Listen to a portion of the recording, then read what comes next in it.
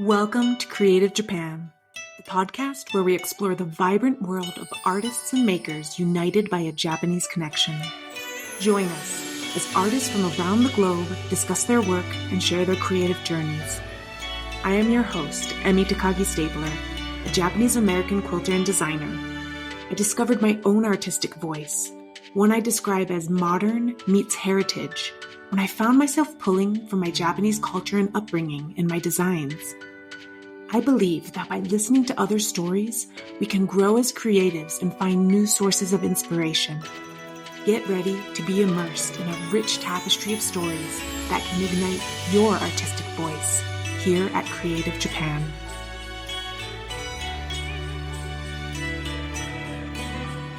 Yokoso, welcome. Today I am pleased to have Sachiko Aldous with me from Tea Rose Home. She loves to draw and make jewelry in miniature rooms, but what she loves most of all is sewing and quilting with fabric. She is a Babylock sewing machine ambassador and has been blogging about her creative endeavors for many years. I'm so happy to have you here today on the podcast, Sachiko, and I look forward to learning more about your creative journey. Thank you, Amy, for having me here. I'm nervous, but I'm excited at the same time. I'm so glad that you took the chance to try something new. I'm thrilled to have you here. First of all, can you share with us where you're from and where you're currently living? So I'm originally from Sendai, Japan, and I live in Utah. Okay. Did you always have creativity in your life? Were you always drawn to it, even growing up in Japan? Or is that something that entered your life later in life? Well, as long as I can remember, I was always making things. And of course, as a child, you don't have the money to go buy things, and I didn't have access to many things. But anything I could find around the house, tissue paper to empty plastic bottles and all those things, I made it into something else. And I always enjoyed the process. Okay, so your current endeavors are definitely something that's been continuing throughout your life. I'm curious to learn a little bit more. So I have not been to Sendai before. I grew up in the Kobe area, and I'm sure many of my listeners have not been there either. So can you just tell us a little bit about your region of Japan? Okay, Sendai is in northern part in Tohoku. So the Japanese island, and a big island, Hokkaido, and then there's long one. So I'm from that top portion. And I was born in Akita, and my parents moved to Niigata. Then our family relocated to Sendai. And I lived there till I moved to the United States. Okay, so weather's colder up there. What kind of foods is it known for? So my family moved there when I was in 6th grade, and I didn't see huge difference in food, but the one thing I thought it was really interesting and different is something called zunda mochi. And okay, so are you familiar with red bean paste? It's a sweet, yes. We use that for dessert and stuff in Japan. But basically, zunda is made out of edamame, and it's sweet. Oh, interesting. Yeah, it's like a kind of chunky paste, and you eat that with mochi. And I wasn't used to it, and I thought it was really weird, but now I love it. Does it have a very smooth texture like koshian, or is it? No, it's chunks. more textured. Okay, I have not spent a lot of time in northern Japan, so that is new to me. So I think I'm going to go look it up after we're done. I'm going to go look it up now. So I grew up in Kansai, and my father's from Kyushu, so we would have dishes like akafuku, where it's a very smooth on top of the mochi. But I've never heard of the soybean based sweet. Yeah. So thank you for sharing that. Now I want to come to your blog. So I know you've been blogging for a number of years, but can you tell us a little bit about when you started that and where the name inspiration came from for your blog? Okay, so I started on 2008.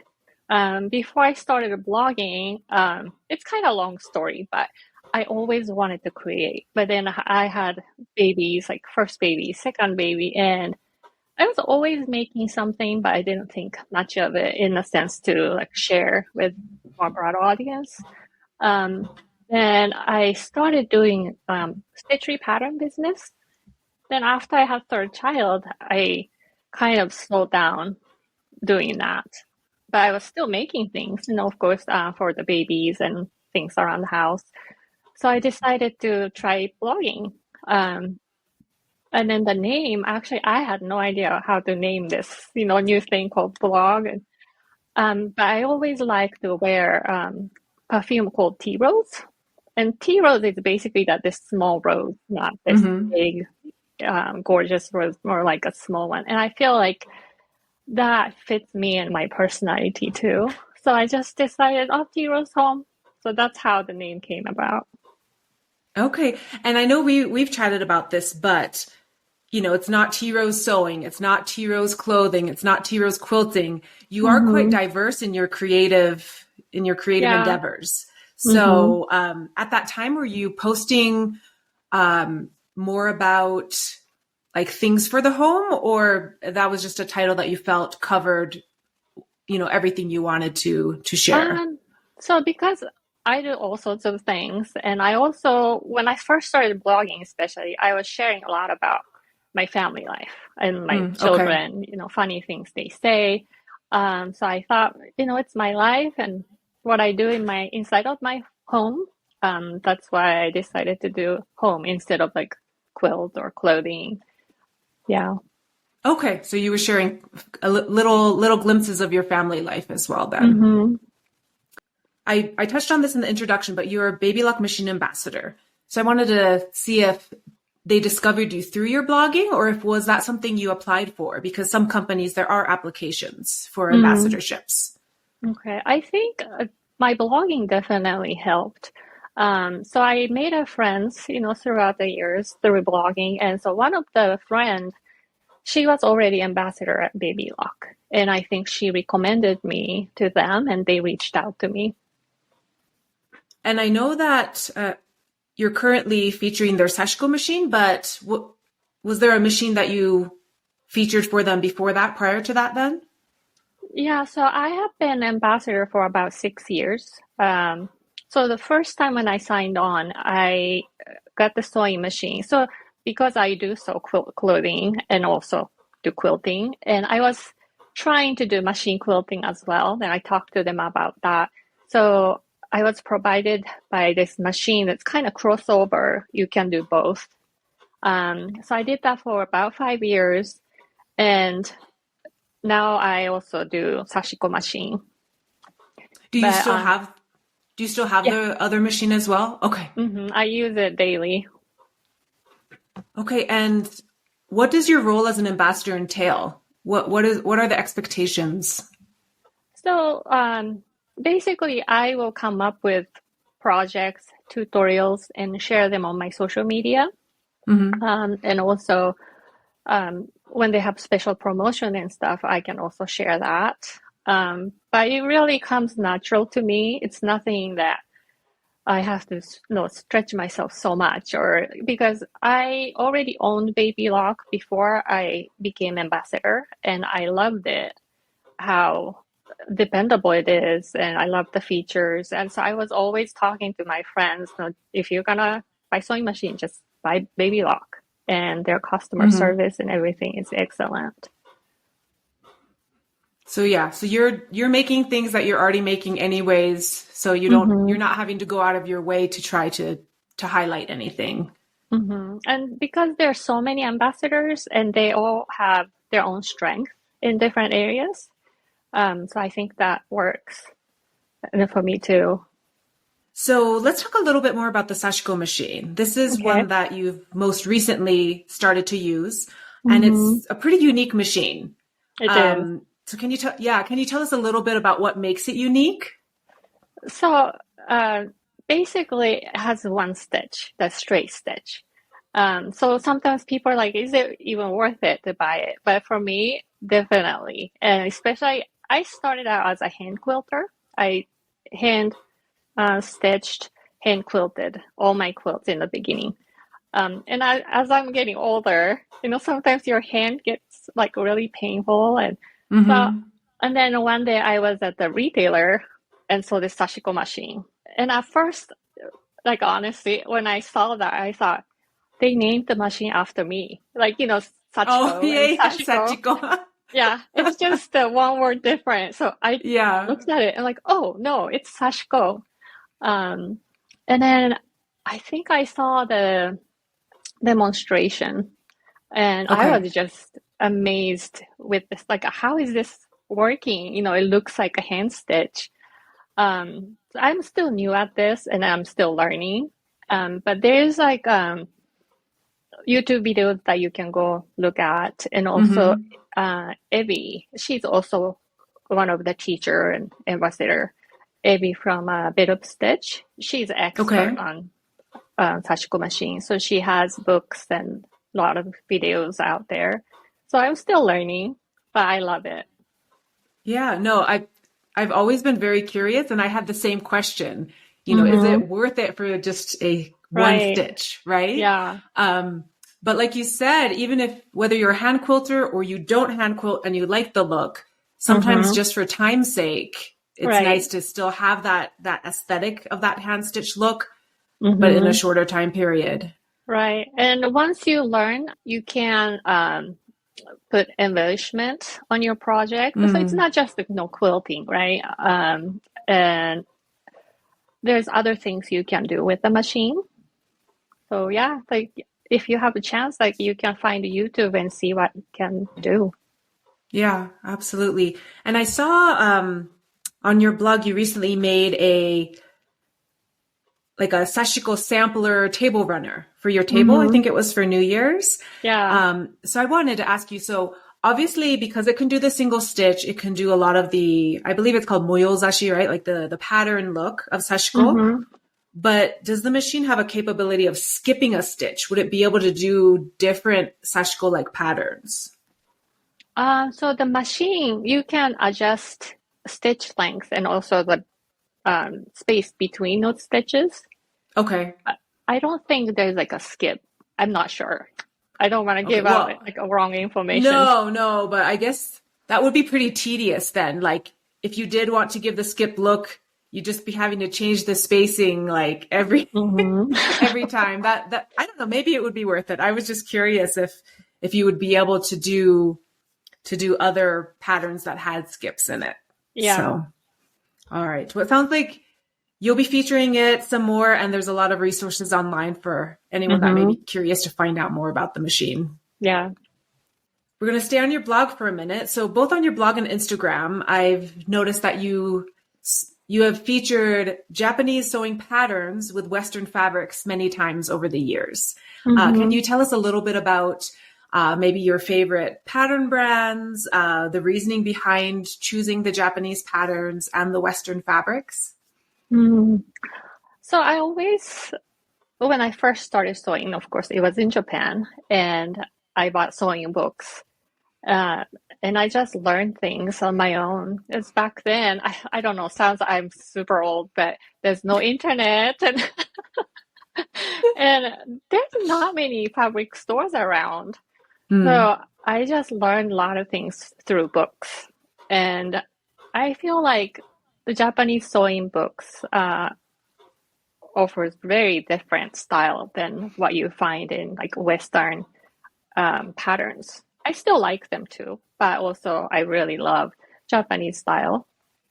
And also like kind of combining both of them, the Western fabric and then Japanese fabrics, gives unique look that you can't find it at the retail stores.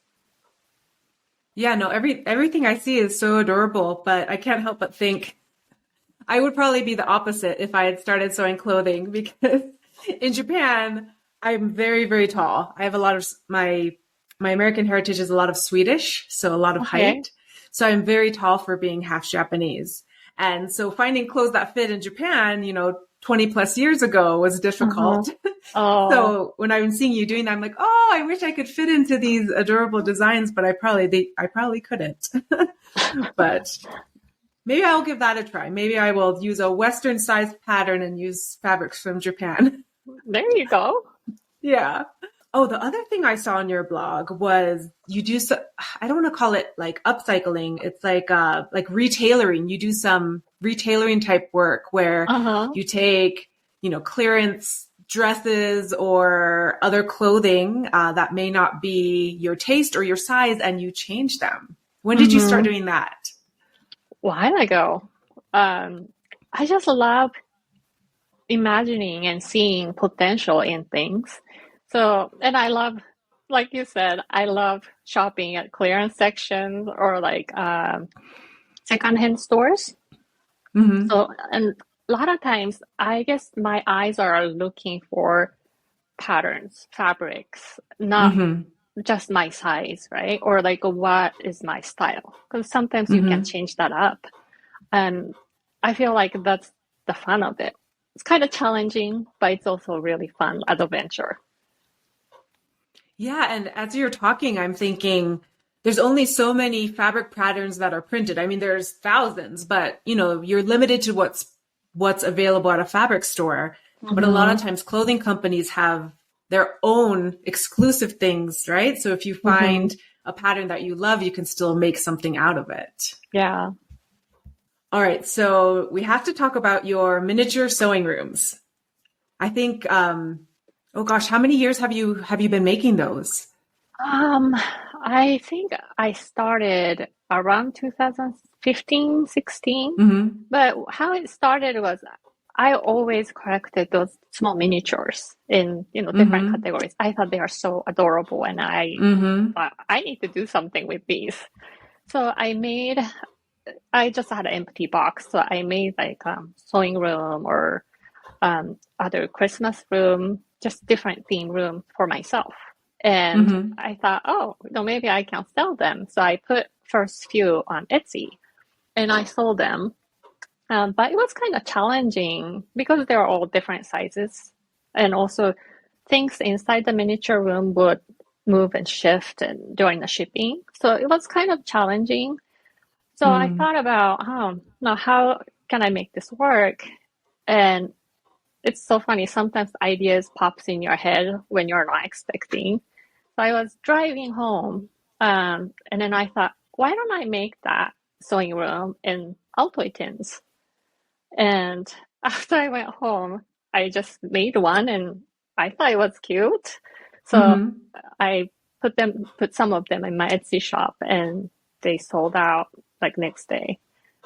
So I've been making those ever since, and it's just so fun. Like the little fabric bolts, I picture you wrap those by hand, Hmm. but then the other items, where do you source those items? Just as you find them, you just purchase them, like the ones that you Uh-huh. like? Yeah, so you can find some online, especially like Etsy. There are a lot of sellers sell Hmm. miniature things. Also, Hmm. in my area, there's a Hobby Lobby, Hmm. so they sell some of those things too. But Okay, so you make some things yourself and then you mix it with mhm, other items, right, like supply items, hmm, and then create the little rooms. right, They're super cute. And right away when I saw them, I'm like, is that an Altoid tin?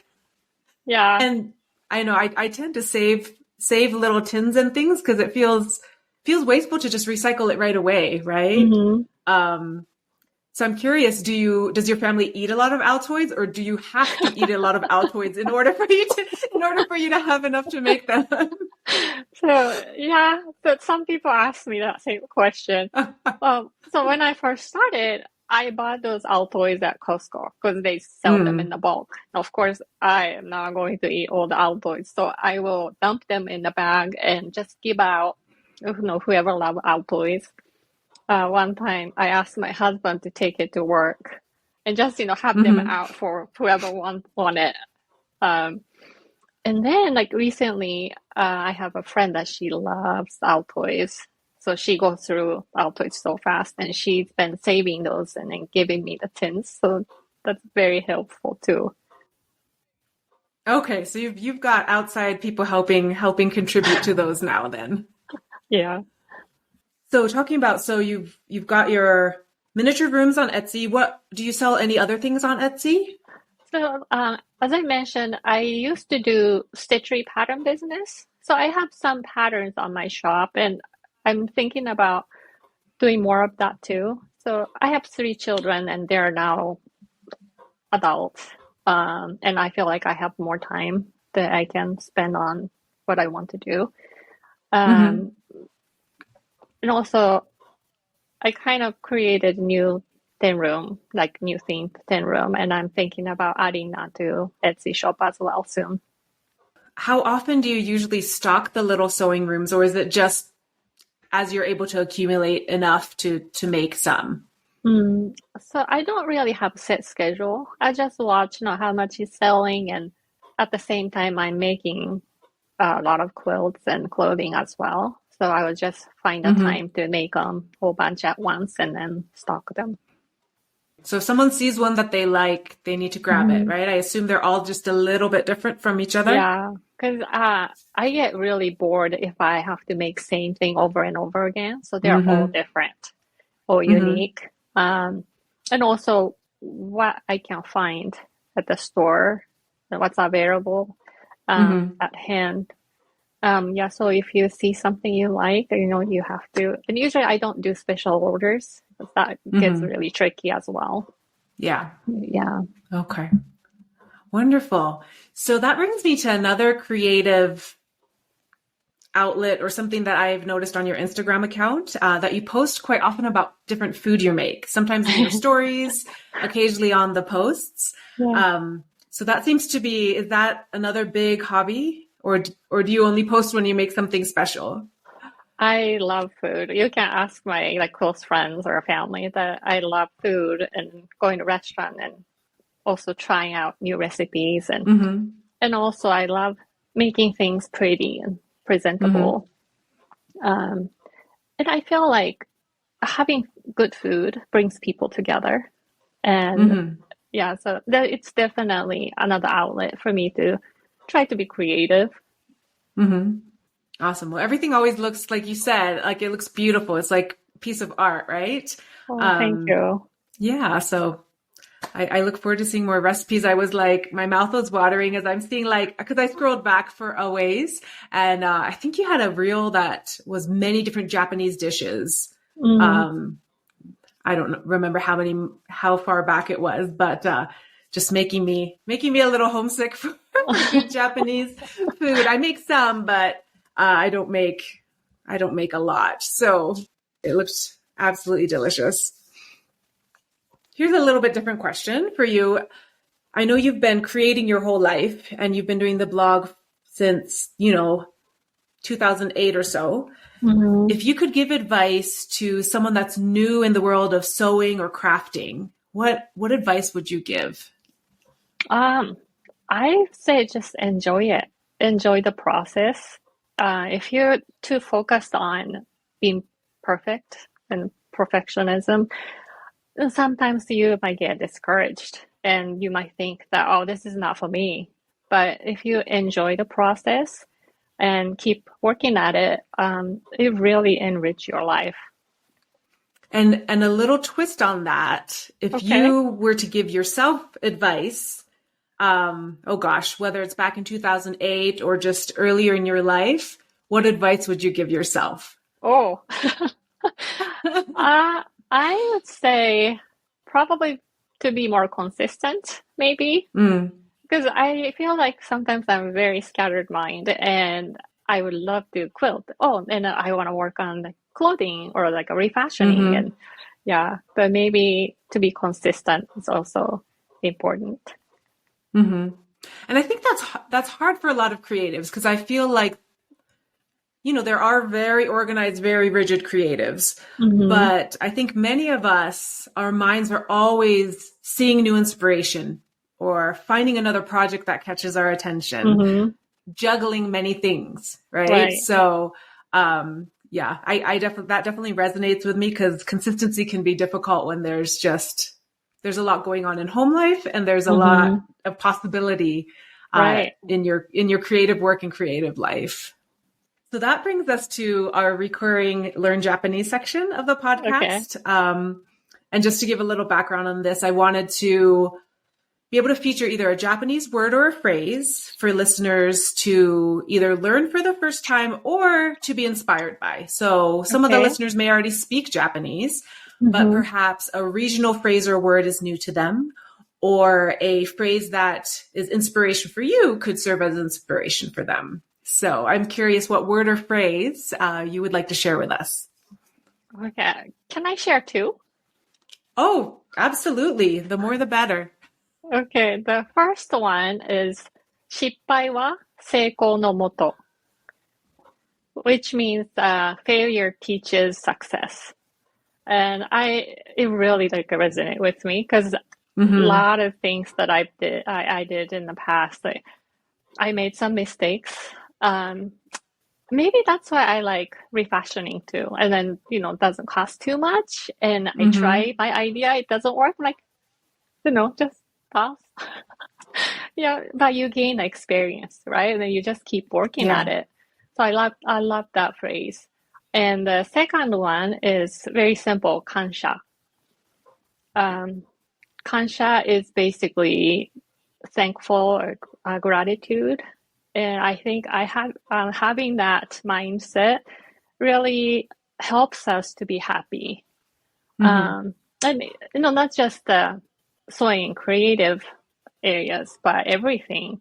So I love that word.